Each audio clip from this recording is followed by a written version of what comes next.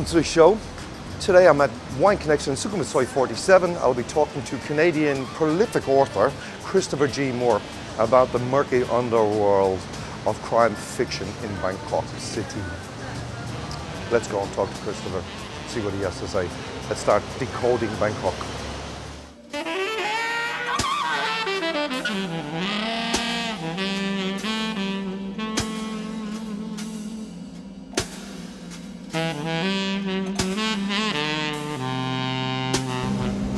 Hi Christopher, welcome to the show. Thanks, Keith. Thanks for being here and happy birthday, by the way. Oh, thank you. So Christopher, what brought you to Thailand?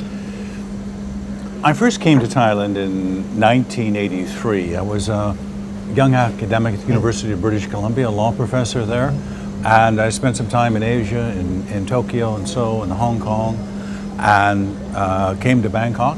And then in 1988 I came back again at the end of 88 to do research for a book. And I thought I'd come, had a 90-day visa, do the research, take the notes, go back home, write it, next. 27 years later, I'm still here, still researching. What inspired you to become a crime writer in the first place? That's a good question. I think there are a number of factors. And my background is law, so I trained as a lawyer. I was a law professor. Law and crime makes sense. Law, crime, there is a connection on both sides of that equation. And probably a turning point was in the early 80s. It was after I'd first come to Thailand. A former student of mine who was a police officer in England had a place in New York, invited me, so I went there, and he arranged for me to do ride-alongs with the NYPD. So I was out with the New York police for about 6 months as a civilian observer, and I got hooked on the whole crime scene of going to various places where crimes had been committed and being part of that process. So you actually saw some of the scenes? Absolutely, yes. How many books do you have to date? It kind of depends how you count, but it's something around 34 books. There's 15 books in the Calvino series. There are 10 standalone novels. There's a novelette. There are a number of anthologies. There are some non-fiction books like Heart Talk, which is one of the books I brought along today, about the Thai culture and Thai language. Marriage Tree. Marriage Tree is part of the Calvino series. So I've been doing about a book a year since 1985. Incredible amount of work. So as a lawyer, do you ever feel sorry for your characters in the books? Well, since I'm responsible for putting them there, if I feel sorrow, it's a little bit on my responsibility in my head. Christopher, if you had to base your crime novels in another country, where would that be?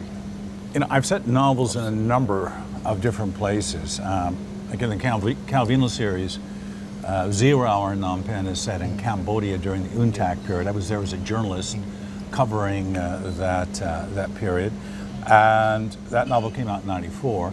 And then I was in Vietnam as well, doing legal work in Vietnam in the early '90s, and I set a novel there called Comfort Zone, which came out in 1995, which again was a very crucial time in the development of that country.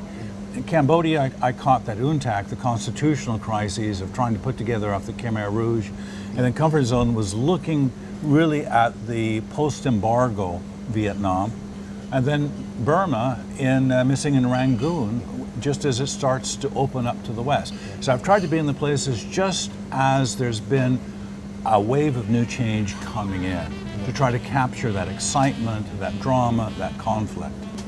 We're very lucky to have you documenting all these things throughout the years. Is there a possibility of seeing Vincent Calvino on the big screen? Any things in the works? I light a candle and incense every day to an altar to make that happen. And the option is with a very good production company, Film Nation in Hollywood. And they've done all kinds of films from Michael Clayton starring George Clooney, the Imitation Game involving Alan Turing in Britain. And they're really committed. They've been in the Calvino business now for a number of years, and I have contact with them every month or so. They're updating me, and it looks promising for either a feature film or for a TV series. What would be your advice then to a writer, an up-and-coming budding writer, written his first book, trying to get a publishing deal? You know, advice is kind of cheap. There are so many different ways to do it. It's a little bit like a musician, though. You have to be realistic. Yeah. It's not a profession. You don't go to law school. You don't go to medical school to be a writer or a trumpet player or a painter. Yeah. A lot of it just depends on just sheer luck, random choice. You know, you see this in music, right? You'll see someone on stage and they got 70,000 people in the audience screaming and yelling and they can't get enough of them, and you'll go into some hotel lounge bar and you'll hear this fantastic singer and there are a dozen people, you know, talking amongst themselves and drinking and ignoring what they're hearing, not knowing they're in the presence of huge talent. Yeah, that's right. The world is not a fair place. That's the first thing you learn. And if you have a sense of entitlement, I'm a great writer and the world will embrace me, you may be disappointed. You have to do the music, you have to do the painting, you have to do the writing, because you have an obsession with it. You love it. Yeah. It's a way of expressing who you are, your deepest feelings, your deepest emotions, and that is the journey itself. If others share that and learn from that, then that's a good thing. Ladies and gentlemen, Christopher G. Moore, thank you for being on the show. And thank happy you, birthday to you. Thank you. All right. And thanks to a great crew for setting this up. Yeah, very professional. They're great. Well crew. done. Love working with a great team. And thank you to the audience. And we'll see you again very soon. Thanks for watching.